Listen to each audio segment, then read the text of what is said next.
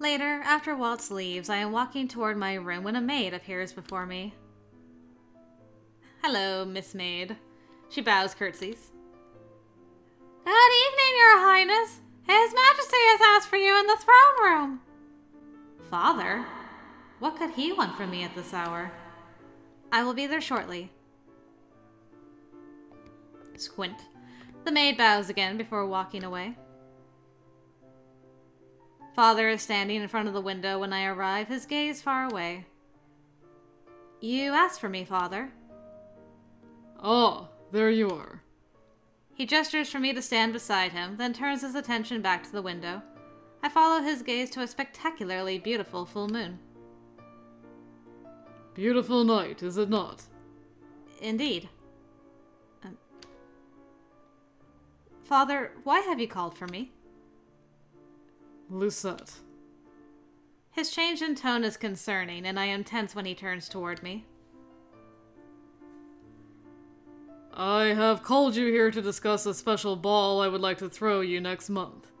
This better not be the Emmeline suitor ball from the first game. I already got a guy, Dad. You know this. It does not take long for a familiar irritation to start burning in my heart. Would this be the suitor's ball by any chance? Yet another ball meant to pressure me into finding a husband. Well, you are well past the traditional marrying age for royalty, but... You know the reason why I am unmarried. I ball my hands into tight fists. I refuse to have this ball, and nothing you do or say will change my mind. Father sighs and rubs his temples. And here I thought I could surprise you. Surprise me? If that is your goal, then this is a most unpleasant surprise. Rod? Could it be? It wouldn't be so unpleasant if you would just let him finish what he has to say.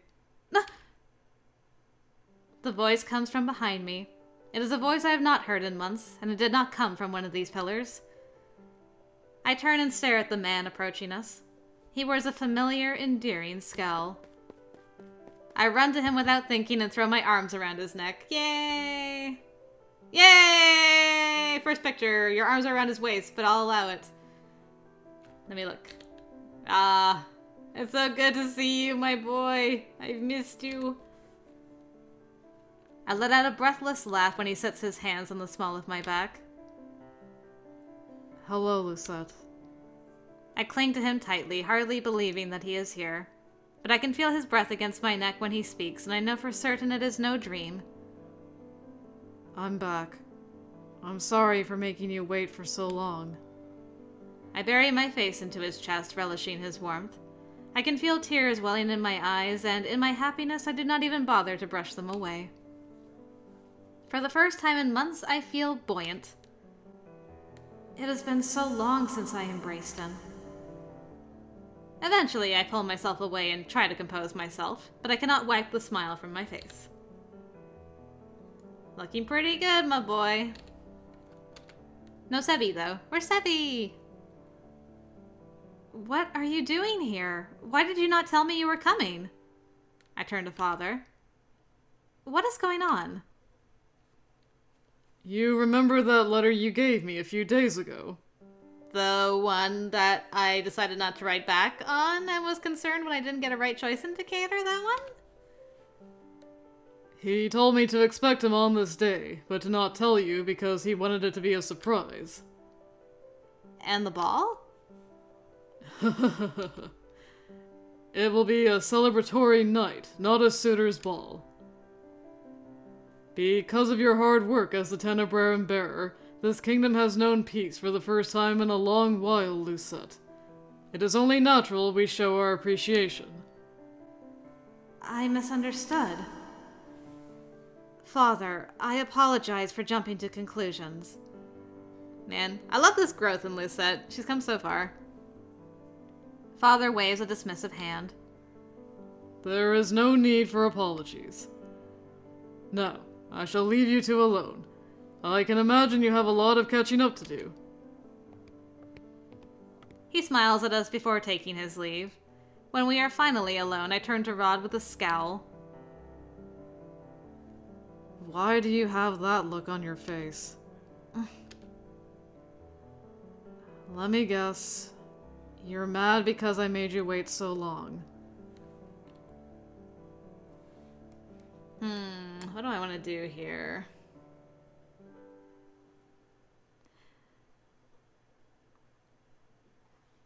I feel like both of these is yes. I'm gonna triple dot this.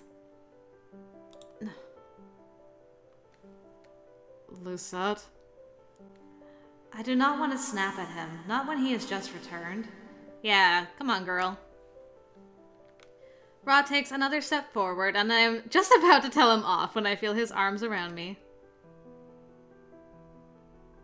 I know you're mad I had to leave for so long again. And for that, I apologize. I close my eyes and sigh. My irritation dissipates slowly as I soak in Rod's warmth. How is it that he is able to cool my anger so quickly? I step away from him, putting enough distance between the two of us that I can see his face. Ah, there it is. Okay. I guess I must have picked the wrong option the first time around. That's okay. Next time. Next time I'll pick the other option. As long as I get most of the options right, I should get the best ending. I can still turn this around. Rod runs a hand through his hair and smiles. So much for making this a surprise. I would have preferred you notifying me. I should have realized. I do like surprises. They just have to be the right kind. I'll have to do better next time, then. A soft but comfortable silence ensues after he makes his promise. I take advantage of the moment to study him. It has only been 2 months, yet it feels like he has changed so much since I last saw him. He's blushing already. Stop staring at me like that. Rod turns away, his cheeks dusted pink. But he is still the same awkward Rod.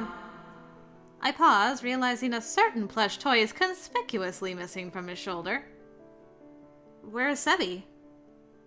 He's back in my room. You know how much he babbles. I didn't want him to ruin our reunion.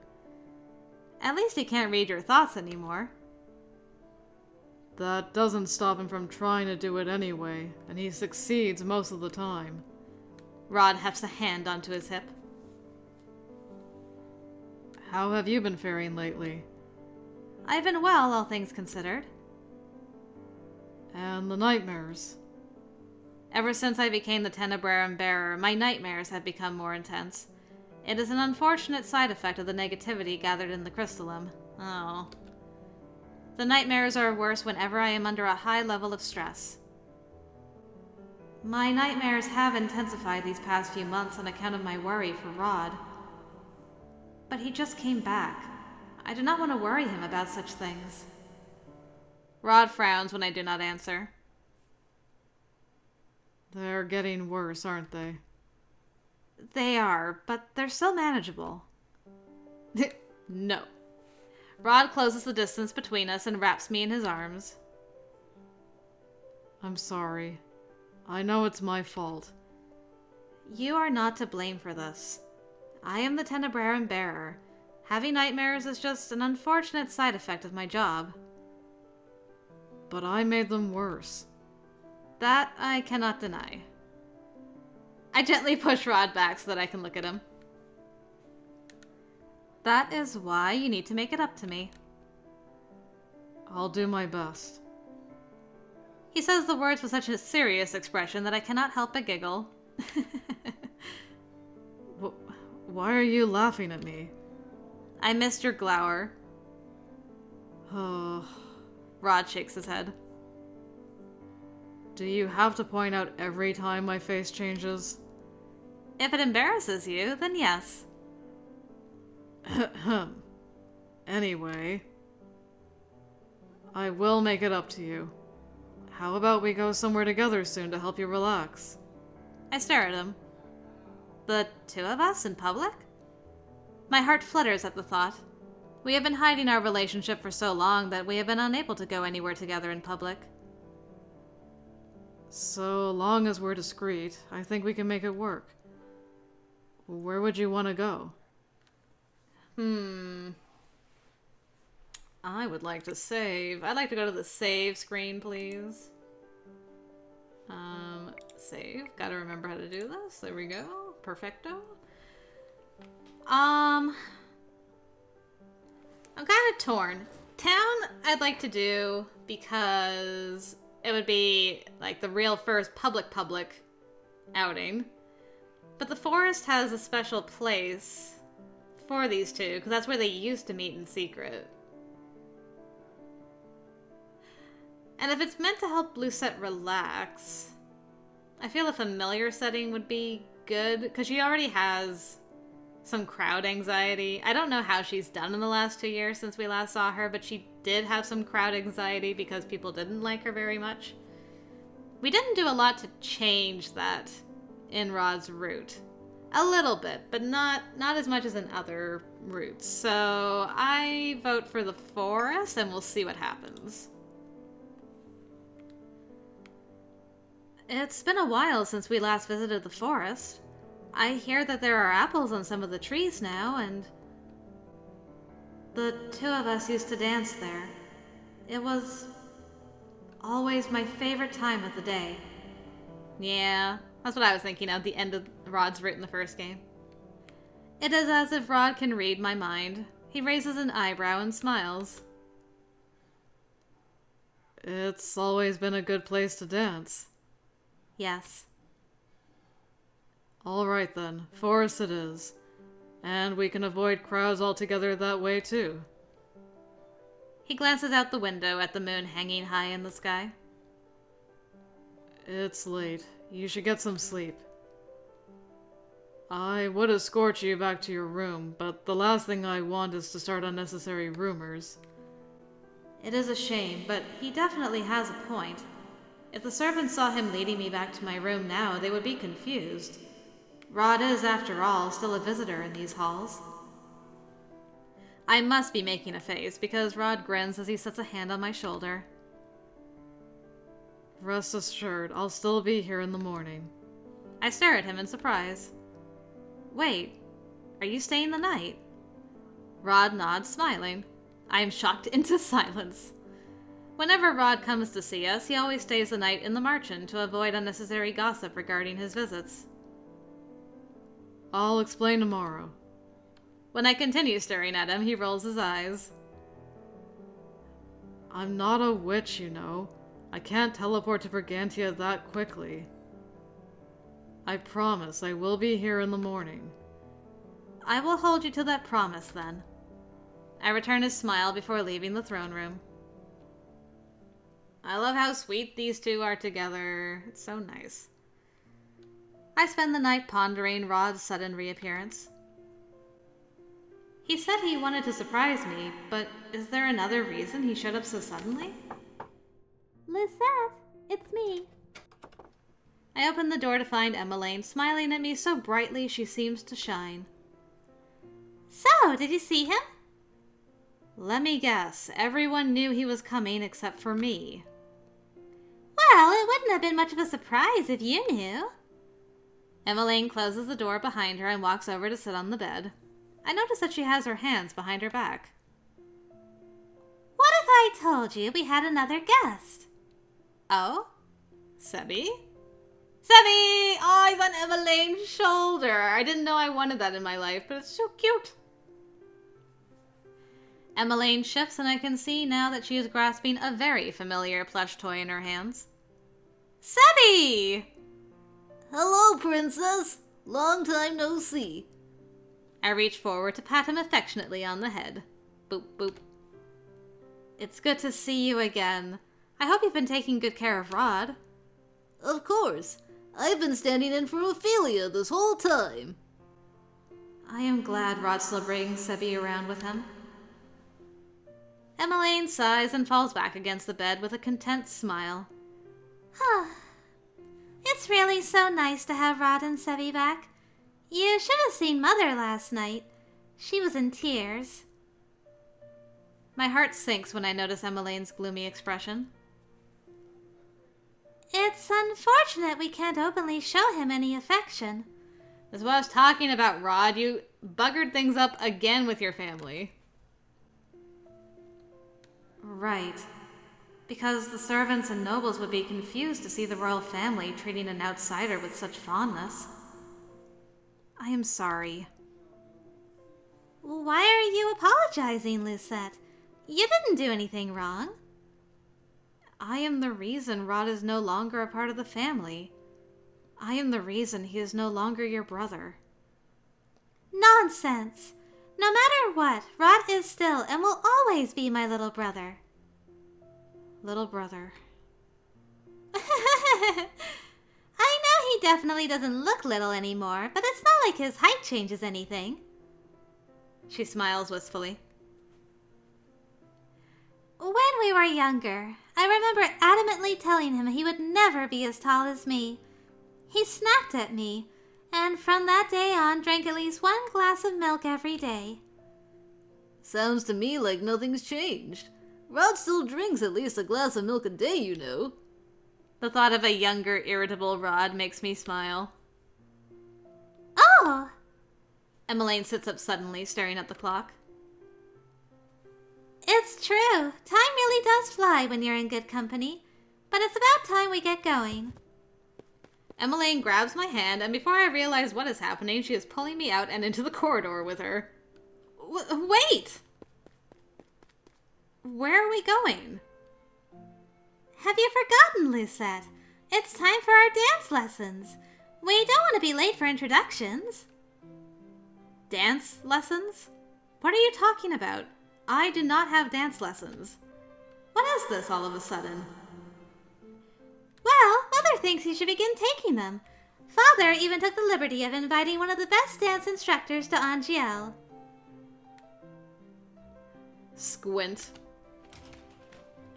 What have you guys been cooking for the last 2 months? Good grief. Emmeline winks as she pushes the doors to the throne room open.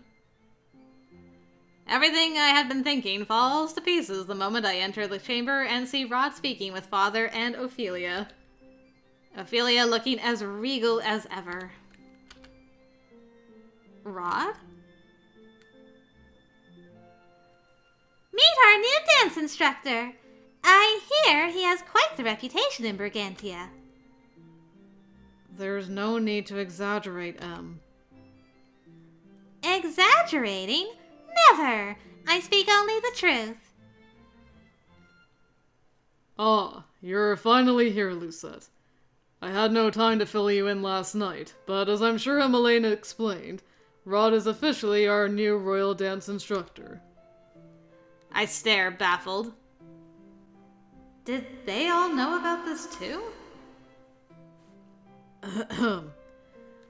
His Majesty tells me you require instruction in traditional Brigantian dancing. His lips quirk mischievously. Uh-huh.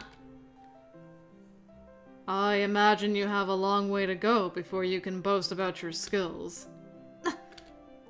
I will make you swallow those words. Good. That's the kind of spirit I like to see. Father crosses his arms and smiles. You understand, then. Rod will be staying with us as our very special guest until the ball. Until the ball? What happens afterwards? The mischief fades from Rod's face abruptly. He turns away, eyes distant. Is he going to leave again? Lucette, let's not think about that now. That's right. Let's focus on the here and now. Ophelia and Emmeline's optimism lifts my heart. Ophelia has a point. I should make the most of this time. After the announcement, Father and Ophelia turn their discussion to the ball. Rod approaches me. In no time at all, his fingers are interlaced through mine. I was not prepared for the amount of sugar we're getting, but I'm so happy. Please be patient with me, Lucette. I have a plan for the future, I promise. I squeeze his hand back and nod. I hope he's right. I hope that this time I will not have to wait long. I believe in you too. Ooh. Chapter 2, Anxiety. Great. I don't think I got a right choice indicator for my last choice either. Oh no. I'm doomed. I'm doomed for a good ending. At least there's no bad endings, otherwise I would be a lot more worried. But I'm like, it is what it is. The next day, Rod and I head out to the forest. Just as I anticipated, the trees are more vibrant today, their branches weighed down by shining red apples. It's beautiful. I reach out to touch one of the apples. Do you think we should pick some for Emmeline? I'm sure she'd love that. A gentle breeze rustles the leaves of the trees as we take in our surroundings. The sound of birds chirping punctuates the gentle silence. Being here with Rod makes me feel at peace. For the moment, neither of us has to worry about being seen in each other's company. We can relax. This place is full of nostalgia. I looked forward to our secret meetings here. Funny that we're still meeting here like this, even after so much has changed. We stand there for a few moments, savoring the peace and quiet. And then Rod slowly steps away from me and holds out his hand. May I have this dance? Of course. The two of us have never needed music to dance. Aww. Oh! Okay, that was just a very delayed one. It went to the next chapter. Whew, I can breathe a little easier.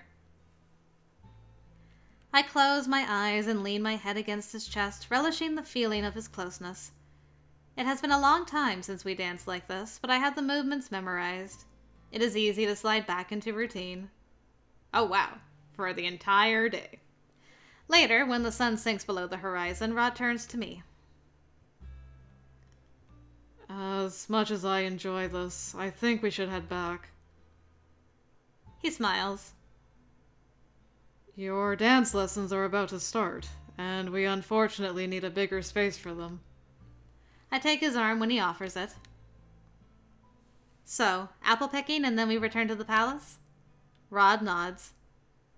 Rod? Thank you for suggesting this break. Anything for you, Lucette. Oh, my heart is full. Which makes me worried because this chapter is called Anxiety.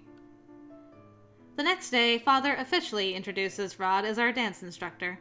The announcement causes quite a stir, and soon all of the servants are talking about him. It is not long before the gossip spreads through Angielle. Most of what people are saying is positive. It seems Rod does have quite the reputation. It is amazing that Rod has made a name for himself in so short a time. I hope he overhears these conversations and is proud of himself. I certainly am. I am on my way to the throne room when I hear one such conversation between two maids. So, what do you think of the new dance instructor? He looks to have a stern demeanor, but I'm sure maybe he's a secret charmer. I'm impressed someone so young has earned so much prestige in Brigantia. I can only imagine how talented he must be.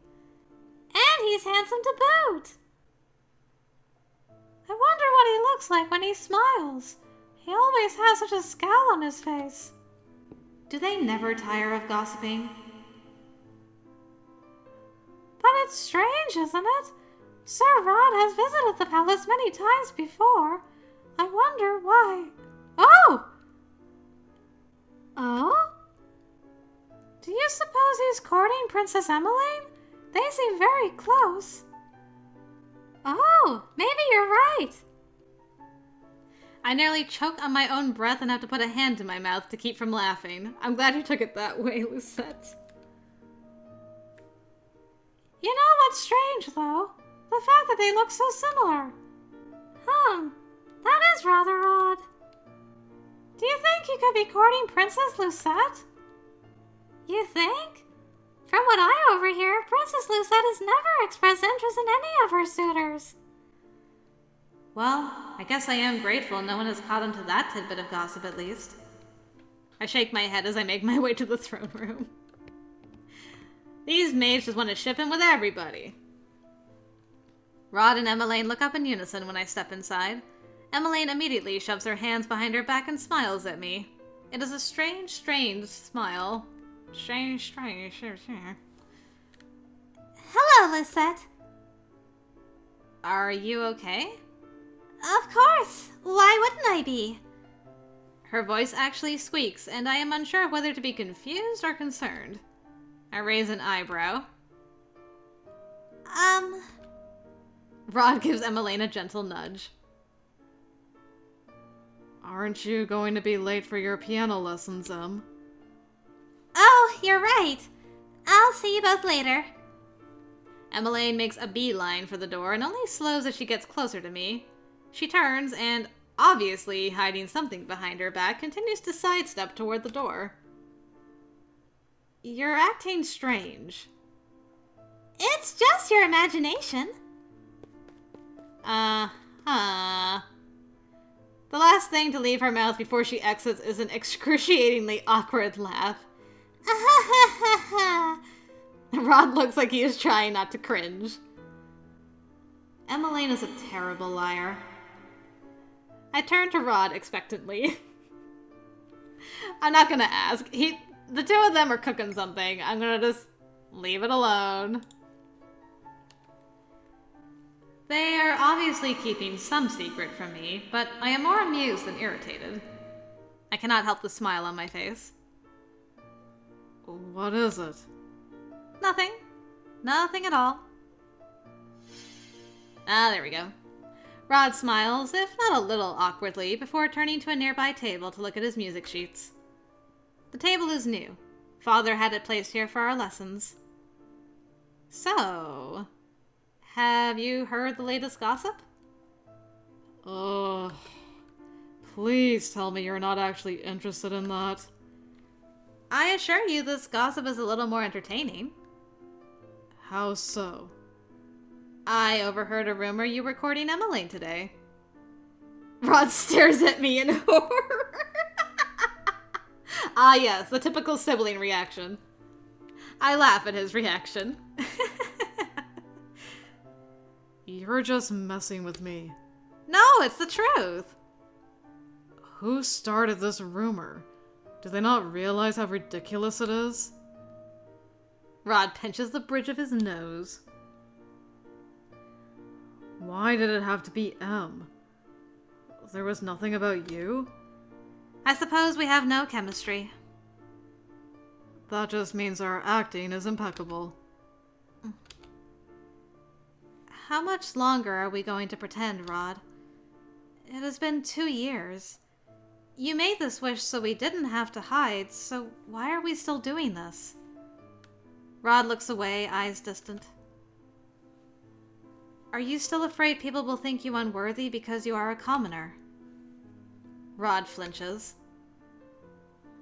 I saw what Mother went through after marrying the king. I know it must have been a difficult transition, but Ophelia is well loved. I looked at him perplexed. Are you scared you would have to go through the same thing as Ophelia? I don't care what people say about me. I'm concerned about what they'll say about you. Rod, you already know I do not care what others say about me. I am no stranger to shutting people out. I've lived most of my life being hated by this kingdom, Rod. I think I can handle myself just fine. Ugh. You're right. Maybe it is me after all. Rod. Rod abruptly shrugs as if shirking the worry from his shoulders. Let's not talk about this right now. I just remembered something I wanted to discuss with you. Oh? Oh, really? Wow! This is the letter one? Oh my goodness. Okay, so some of these take a long time and come after other choices. I can never be safe. I'll never know. I mean, I was going to stick to my decisions anyway, but now I really will never know until Just a random clock shows up. Great. Okay, this will be fine. Ha ha ha. I was thinking last night about how you never responded to my last letter. There was no time. You arrived 3 days later. Em intercepted the messenger that day to make sure no letters were being sent to me. She didn't see anything from you. I was going to write, but I was upset that day and wanted to put it off until I was calmer. If this is because of my wish, then maybe I never should have told you about it. I stare at him baffled. And what, just you were gone one day and everyone treated you differently? And I'm like, I wonder what happened. Huh? Rod, can you imagine how terrible I would have felt if you hadn't told me? Leaving me in the dark would have been the greatest insult to me. Rod shakes his head. Sorry, that was a stupid thing to say. I know. I know it was a bit late, and I know I'd already made up my mind, but you needed to know. And I always figured that if you truly despised the idea, I would stop. But you were hopeful, weren't you? Even if you were a bit reluctant. Maybe I was hopeful. I did not get as angry at him as I should have, but did it really seem that way to him? Lucette, I know you're unsatisfied right now, but trust me, I've learned from my mistakes. From here on out, we face our problems together. I would like that, Rod. Only, it is difficult to do things together when you live so far away. I know, but I promised you I had a plan, right? I will make things work. I look at him with scrutiny, but Rod does not waver this time. He regards me confidently, and after a few moments I cave. I will trust you then. I wanted this, Lucette. Not just for you, but for myself, too. Being a prince was a constant reminder of how much I lied to the world about who I was. With this wish, I start living a life crafted by my own hands. But before I can say anything else, Rod has closed the distance between us and pressed his lips to mine, effectively cutting off my words. Daw. I didn't get a CG, but that's okay. It was still sugary. Afterwards, he pulls back and looks right into my eyes, his face flushed. It strikes me that this has happened more than a few times. It has, because you're both tsunderes, but that's okay. You're both cute. Must you always do that so suddenly? Rod grumbles and shrugs. It's always the easiest way to get you to stop talking. Anyway. I love you, Lucette, and I would do anything for you. No matter what happens in the future, I know I will never regret this wish. Rod sets a hand on my shoulder and squeezes. Stop worrying about all of this, okay? I promise it will work out. I cannot promise, but I will certainly try. That's good enough for me. Now. He reaches for my hand and plants a kiss on the back of it. Shall we continue where we left off yesterday? I smile as I place my other hand on his shoulder. We shall. Wee! You two have always looked so beautiful dancing together. These past few days, Rod has been teaching me one of the Brigantian dances he learned. This dance in particular is full of energy and involves a lot of twirling and side steps. Rod leads me into spin after spin. We have become comfortable enough dancing with each other that we do not need to focus on our steps when we move. I am glad because it allows me to focus on his serene expression. Is there something on my face? I shake my head. Nothing but your wonderful smile. I was just thinking how much I miss dancing with you. Same here. But now we can do it every day. Yes, only How much longer will every day last? By the time the song has stopped, I am almost out of breath. A job well done, Lucette. You still need to practice your footwork, but you're learning quickly. Rod leads me to a chair and hands me a glass of water. Thank you. I gulp down at least half the glass before facing Rod. That dance was exhausting. How are you not out of breath? I've had a lot of practice. Once you get used to the steps, they become cathartic. You just need to build stamina. It's a dance that suits Brigantians, though. They're very lively. Well, if they're anything like Claude, I can only imagine. I look at Rod, curious. Can you tell me more about life in Brigantia? Rod seems to ponder quietly for a few moments. Then, after some consideration, he pulls out a chair and sits beside me. He begins by telling me how difficult life was for him at the beginning, especially given that he'd never left the kingdom before.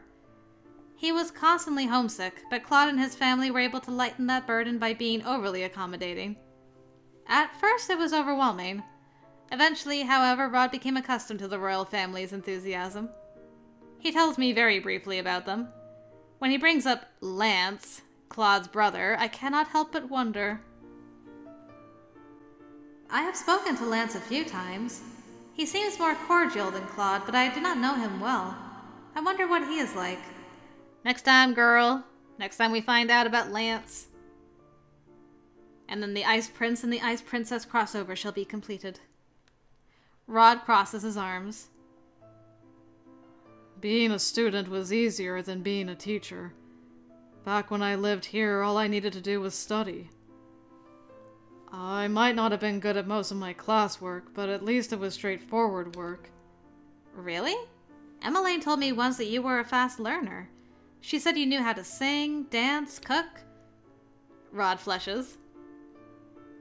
I excelled in those things because I enjoyed them, not because I was a good student. I look at him curious. I have never heard you sing or watched you cook. Rod shrugs. Dancing was the easiest way for me to express myself when I lost my voice. Now it feels like the most natural thing to focus on. But traditional classwork has never come easy to me. And here I thought the only thing you were bad at was expressing your feelings. Roasted. Rod's cheeks turn an endearing shade of pink as he scowls at me. You're the worst. He sighs as he glances out the window at some distant sight. So what are you bad at, then? Why would you ask me that? Because I'm curious. You have to promise not to laugh. I won't. Rod stares down at his hands and sighs. History, politics, fencing, remembering dates and names, and combat. My swordsmanship is atrocious. There is clear distress in Rod's eyes when he confesses this to me. His usual stoic facade is broken. The Rod I see before me looks vulnerable and anxious. Aw, poor Rod. Another stoic boy. Same voice. I cannot help but smile. Why are you smiling? I'm always happy when you open up to me. It makes me feel like I'm a part of your life. Then, from now on, I'll make sure to tell you even the little things. I would love that. No.